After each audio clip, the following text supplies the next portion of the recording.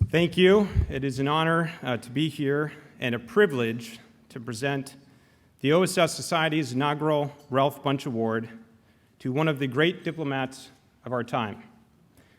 And no, this is not another award for Bill Burns. We're here to honor Ambassador Ann Patterson. And first, I want to recognize Ann's husband, David, who's here, also a career diplomat, who has always been Ann's strongest supporter. So, David, thank you.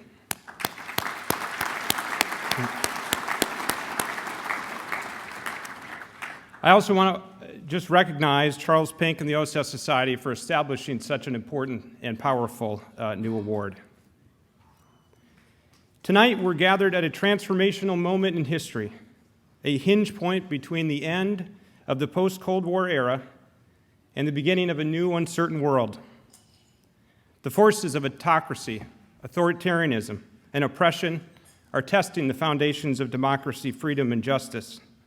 Meanwhile, global challenges from disease and climate change to cyber, disinformation, and terrorism are intensifying and interacting with the currents of geopolitical competition. Against this uncertainty, one thing is clear: intelligence and diplomacy will be vital in securing America's future. And in that connection, we would be wise to draw strength and wisdom from leaders like Ralph Bunche and Ann Patterson. In September 1941, a young black professor at Howard University named Dr. Ralph Bunche was recruited to join a new office of the Coordinator of Information, which in 1942 became the OSS. Now, Dr. Bunche was sought out for his knowledge of African affairs, given the rising importance of Africa to the war. During his time with the OSS Research and Analysis Branch, the predecessor to the State Department's Bureau of Intelligence and Research, or INR, which I'm honored to lead, he produced field manuals to educate OSS officers about the countries to which they would deploy. He authored assessments on vulnerabilities facing the Axis powers, and he provided operational support to officers on the ground. In recruiting Ralph Bunche, General Bill Donovan knew then what we all know now. When intelligence operators and analysts work together, you get better results. In honoring the legacy of Ralph Bunche, it's only fitting that the inaugural award in his honor is presented to a fellow diplomat who also worked closely with the intelligence and special operations communities to advance U.S. interests, and that diplomat is Ann Patterson.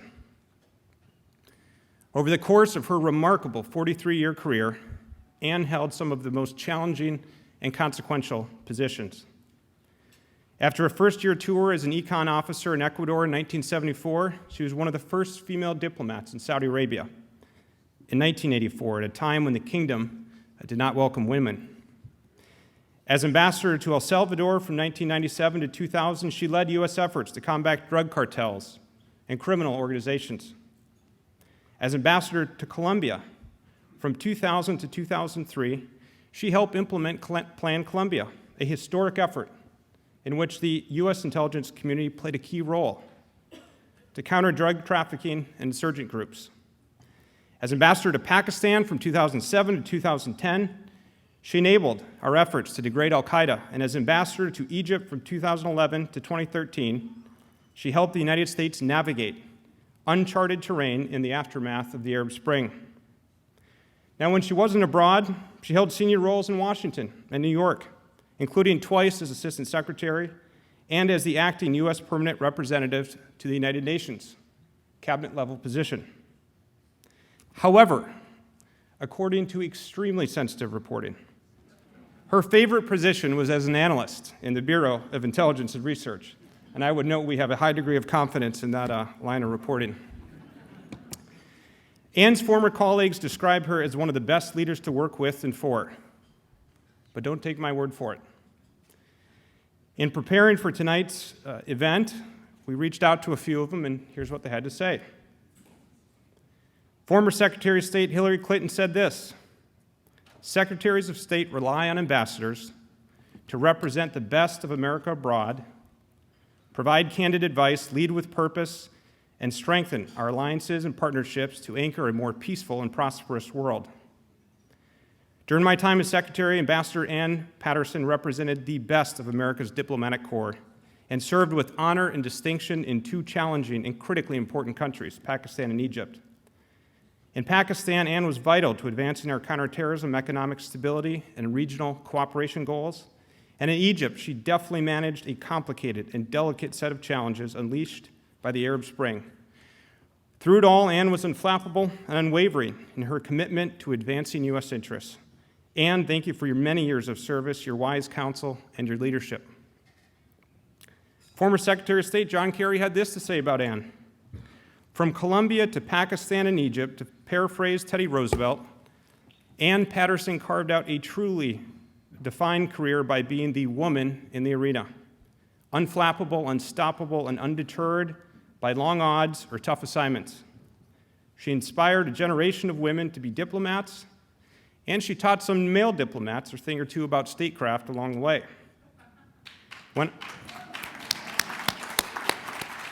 When I think of Anne, I think of the quintessential Foreign Service officer who set the standard for excelling in the field, respected by host governments, and revered by her embassy team. She mentored many and moved many hard-to-convince minds on behalf of her country, and I will always be grateful that she relented when we asked her to come home and lead the Near Eastern Affairs Bureau, trading in her flak jacket for the confines of the mothership. A diplomat's diplomat, Anne, we salute you for your service, and we would all do well to follow your example. Finally, Secretary Blinken, who served with Anne when he was Deputy Secretary of State, asked that I share the following. I had the privilege of working closely with Anne Patterson as she tackled some of our country's most vexing challenges, from guiding our mission in Egypt, through the Arab Spring, to building a coalition to counter ISIS. Through it all, Anne was the model diplomat, principled, humble, and mission-focused. She was a tremendous leader and mentor for generations of diplomats, many of whom I benefit from each and every day as Secretary. Anne, on behalf of the Department of State, congratulations on the award, and thank you for your many years of service.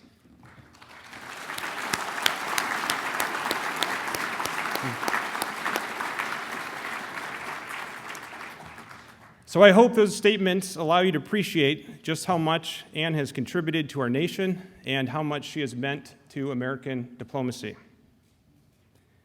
As the United States leads once again at this pivotal moment, we will need more diplomats, intelligence officers, and leaders who reflect the qualities of people like Ralph Bunche and Anne Patterson.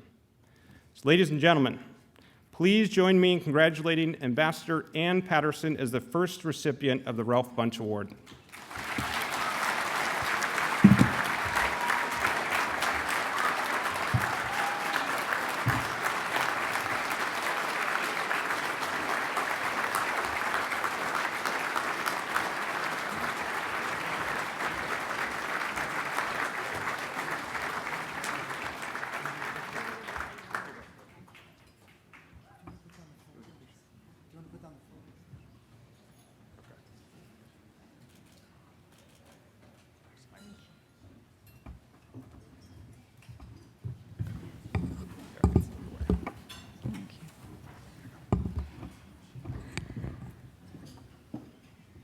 Well, thank you, Brett, for that kind and warm introduction. I'm deeply honored tonight to receive the first Ralph Bunche Award from the distinguished patriots at the OAS Society, and particularly at a time when our most distinguished State Department veteran, Bill Burns, was honored with the Donovan Award.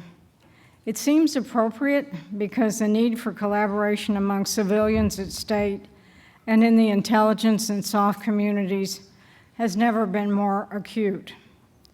And nothing seems more appropriate than naming this award after OAS veteran Ralph Bunche. It's worth remembering that Bunche did much of his work under the aegis of the fledgling United Nations, an arm of international diplomacy that is much maligned but has proven essential in so many conflicts. Let me say a few words about INR, the direct descendant of the OAS. I'm so pleased to have Brett here tonight and Lisa Kenna, his deputy. I had the great pleasure of serving in INR in the early 80s when the late Hugh Montgomery, a legend in this community, was a director. I was working on Central American insurgencies, which had caused huge loss of life and prompted deep concern about Soviet encroachment in our hemisphere. Ambassador Montgomery knew everyone in the Bureau and would stop us in the hall to talk about our issues. He was informed and thorough and funny. Typically, he gave INR analysts a lot of rope, a trait which has always characterized the Bureau. INR was always known for the experience of its analysts, many of whom have been covering their portfolios for decades. The Bureau also has deep expertise in operations and could solve problems in the wider intelligence community. Under Brett's leadership, the Bureau has been updated and become more technologically savvy without losing any of its expertise and its culture of encouraging dissenting views. I work with this community of SOF and intelligence veterans in many assignments, but their impact was essential to success in Colombia. There are many people in this room who were involved with Plan Colombia, an interagency effort 20 years ago to arrest Colombia's descent into a failed state. Because the U.S. was willing to invest for the long term, because the leadership of people like Tom Pickering and Barry McCaffrey in Washington, and because so many brave Colombians were fed up with the status quo, Colombia was turned around, and surprisingly quickly.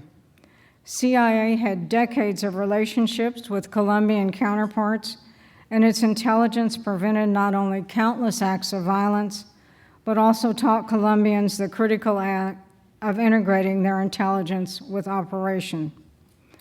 A key part of Plan Colombia was extensive soft training of special Colombian units, who first restored security in the countryside and ultimately broke the back of a 50-year insurgency.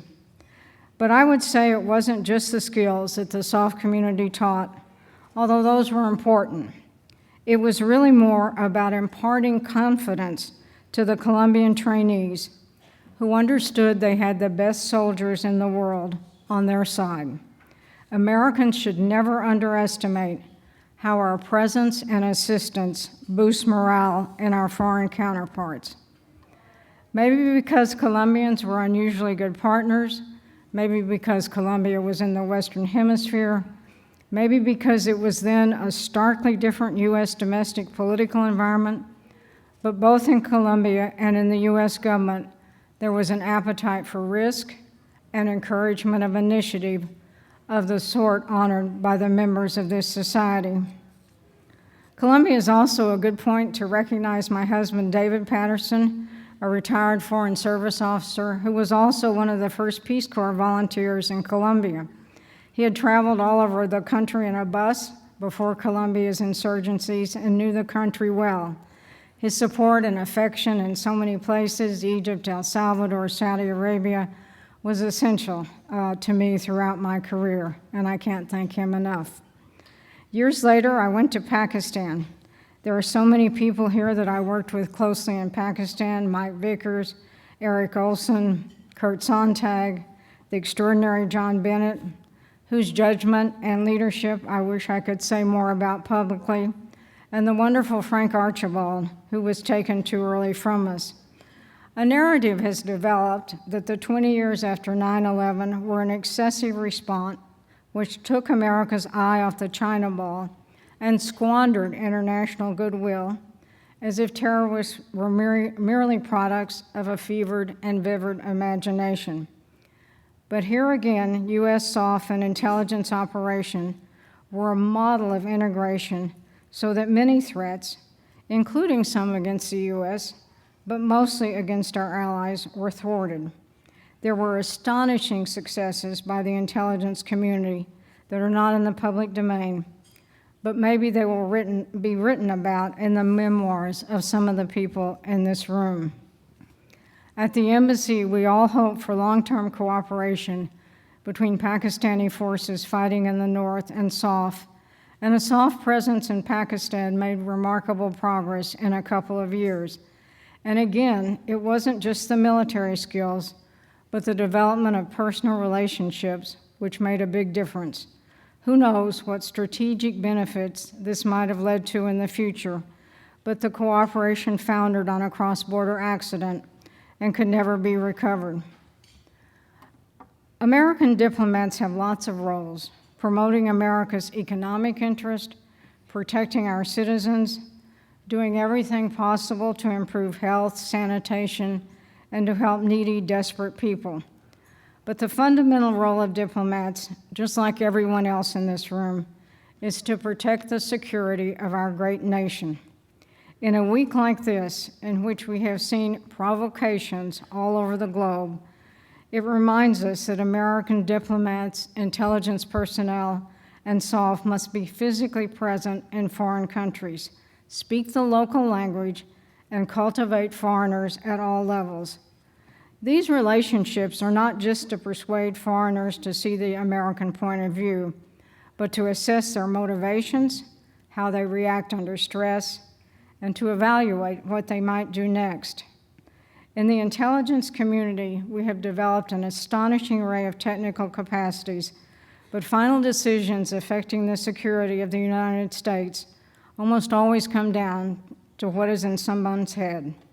There's just no substitute for a person on the ground in recruiting intelligence assets, in building relationships between SOF and local military counterparts, and in diplomacy. The need for integration of civilians and SOF and the intelligence community has never been more necessary. So I am deeply honored to be here tonight and to accept this award on the behalf of the brave and dedicated colleagues of our Foreign and Civil Service, at Commerce, USAID, and Agriculture, and our local employees who work with the heroes in this room to promote American interest in so many parts of the world. Thank you very much.